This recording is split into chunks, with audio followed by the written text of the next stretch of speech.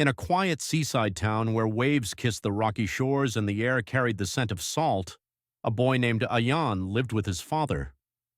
Ayan's mother had passed away when he was 7, leaving a void in their small home. Ayan, now 12, spent most of his time wandering the beaches, collecting seashells, and watching the seagulls soar across the endless sky. One stormy evening, while walking along the shoreline, Ayan stumbled upon a cormorant, a large black bird with long wings and piercing eyes. The bird's feathers were soaked, and one of its wings hung limp at its side. It was too weak to move, but still tried to lift its head, as if fighting against the odds. Ayan's heart ached. He gently picked up the bird, cradling it against his chest. His father, though hesitant at first, helped him create a space for the bird in their shed. They named it Shadow, after its sleek, dark feathers. Shadow became Ayan's project and companion. Every morning, Ayan would feed the bird small fish and speak to it as if it could understand his words. "You'll fly again," he would whisper. "I promise." Shadow would respond with a soft, throaty croak, as if assuring him that it believed him. As weeks turned into months, Shadow began to recover. Its feathers regained their luster and it started hopping around the yard.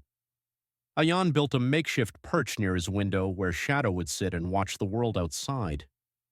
Despite its progress, the bird's injured wing still couldn't carry it into the sky. During this time, Shadow became more than just a bird to Ayan. It became a reminder of resilience and a symbol of hope.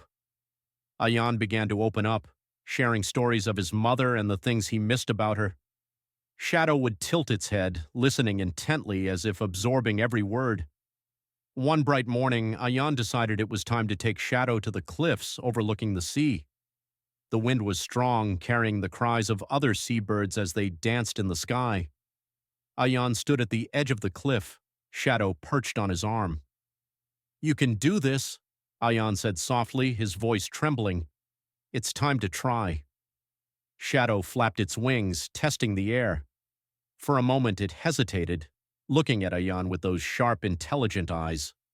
Then with a powerful leap it launched itself into the wind. At first its flight was wobbly, but soon Shadow found its rhythm, soaring higher and higher until it became a speck against the vast blue. Ayan's chest swelled with pride and sorrow.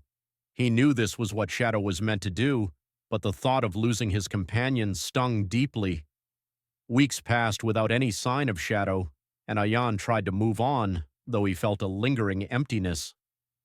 Then, one golden evening, as the sun dipped into the horizon, Ayan heard a familiar croak outside his window. He rushed out to find Shadow perched on the fence, a small fish clutched in its beak. But Shadow wasn't alone. Behind it were 2 other cormorants, their feathers shining in the setting sun.